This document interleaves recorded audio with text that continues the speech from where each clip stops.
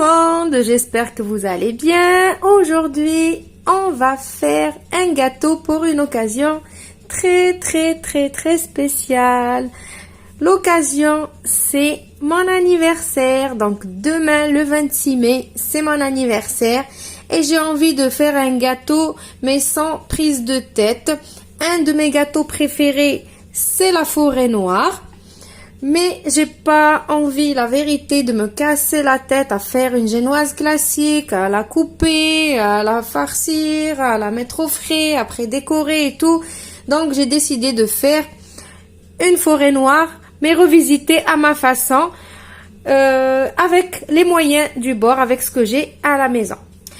Donc pour cette forêt noire, ou pour ce gâteau qui ressemble à la forêt noire ou qui aura le goût de forêt noire, vous aurez besoin de 150 g de farine avec un sachet de levure chimique, 50 g de cacao, 3 œufs, la fameuse cuillère à café de vinaigre, la pincée de sel, 75 ml d'huile, 150 ml de lait, 100 g de sucre, un sachet de sucre vanillé.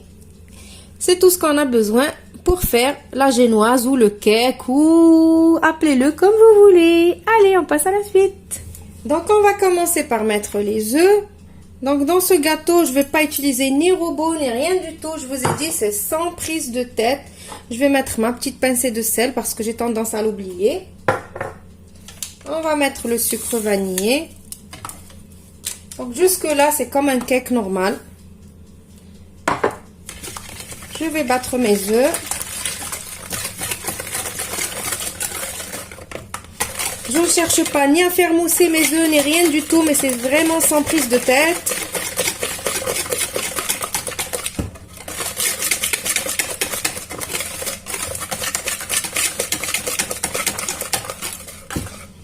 Voilà, juste comme ça.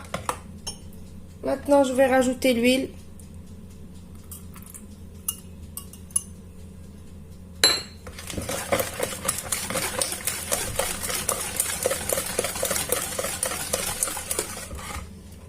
Et maintenant, on va rajouter le lait.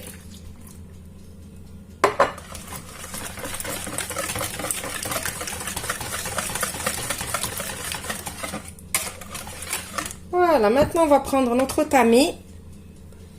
On va mettre notre farine, notre cacao, la levure et on va tamiser. On rajoute notre cuillère à café de vinaigre, c'est pour le moelleux. Si c'est la première fois que vous voyez mes vidéos, ne vous inquiétez pas, le vinaigre, il donne juste du moelleux au gâteau, mais il donne aucun goût. Et je mélange tout ça. Voilà, maintenant je vais prendre mon moule. Alors tout d'abord, préchauffez votre four à 180 degrés. Donc moi ici j'ai pris ce moule qu'on appelle le moule magique. Je ne sais pas si vous le connaissez, mais sûrement vous le connaissez. C'est ce moule qui a un creux derrière, comme ça, au milieu. Donc je l'ai beurré et fariné. Si vous n'avez pas ce moule, bien évidemment vous pouvez prendre n'importe quel moule à tarte. Ou si vous voulez faire une génoise classique, bien sûr vous pouvez aussi.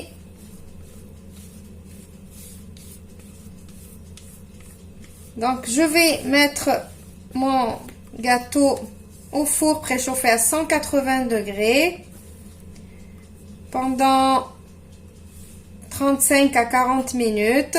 Ça dépend en fait votre four, ça dépend votre moule. Et on se retrouve pour la suite. Maintenant, en attendant que le gâteau est en train de cuire, on va préparer un petit sirop d'imbibage. Pour les sirops d'imbibage, la base, ou plutôt la règle, c'est la quantité d'eau. On prend la moitié de la quantité d'eau, on la prend en sucre. Moi ici, comme c'est juste un petit gâteau, j'ai pris 100 g d'eau et 50 g de sucre. Donc je vais mettre dans ma casserole mon sucre. l'eau. Et comme ici, je veux le goût de la forêt noire, je vais prendre la confiture de cerise griotte. Je vais prendre une petite cuillère et je vais la rajouter ici. Premièrement, ça va me donner du goût et deuxièmement, ça va me donner la couleur. Je mélange et je mets mon sirop sur le feu jusqu'à ébullition et après, j'éteins mon feu. Voilà, mon sirop commence à bouillir. Ça y est, je vais arrêter mon feu. Si vous le laissez cuire après ébullition, il va se transformer en sirop qui est très épais et c'est pas le but. Maintenant que j'ai sorti mon gâteau du four, il a refroidi, je l'ai mis sur l'assiette de présentation. On va prendre notre sirop avec un pinceau et on va commencer à l'imbiber. C'est la première des choses à faire, c'est imbiber le gâteau avec notre sirop pour qu'il soit bien moelleux avec le goût de la cerise. Et je vais le laisser bien absorber et on passera à la suite. Maintenant que j'ai bien imbibé mon gâteau avec le sirop, j'ai fait monter une chantilly que j'ai mis dans une poche à douille. Vous savez tous monter une chantilly, je suppose. Si vous ne savez pas monter la chantilly, j'ai déjà fait une vidéo de comment faire une chantilly, comment réussir votre chantilly. Je vous laisserai le lien dans la barre d'infos avec les ingrédients. Donc, je vais prendre ma chantilly et je vais mettre une première couche ici. Comme ça. Et après, je vais prendre, donc qui dit forêt noire dit cerise griotte. Mais moi, j'ai pas les cerises griottes, mais j'ai la confiture de cerise griotte. Je vais mettre un peu de confiture par-dessus ma crème. Donc, du coup, ici, c'est pas grave si vous n'utilisez pas la poche à douille, puisqu'on va juste étaler la crème. Donc, on est généreux à mettre la confiture, puisque c'est la seule source de fruits, la seule source de cerises. Après, si vous avez les cerises griottes au sirop, vous pouvez les mettre. Moi, je vous ai dit, je vais faire à ma façon avec ce que j'ai à la maison. Voilà.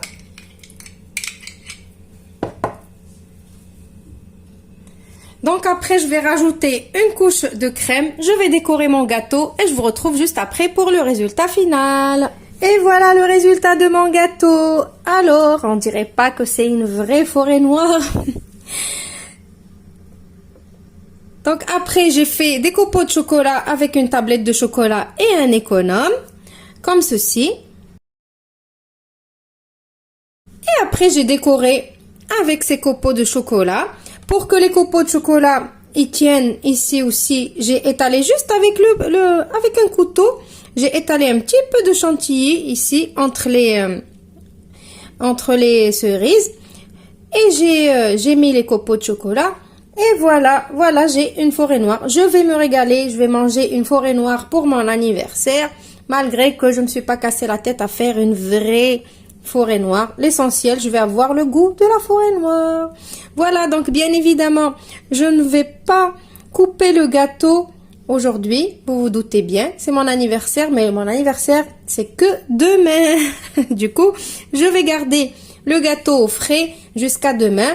Il sera encore meilleur. Toujours, quand vous voulez faire un gâteau pour un anniversaire, faites-le la veille pour le lendemain. Comme ça, il est bien imbibé, il a bien pris le frais et tout, et il sera que meilleur. Je vous dis au revoir et à la prochaine recette.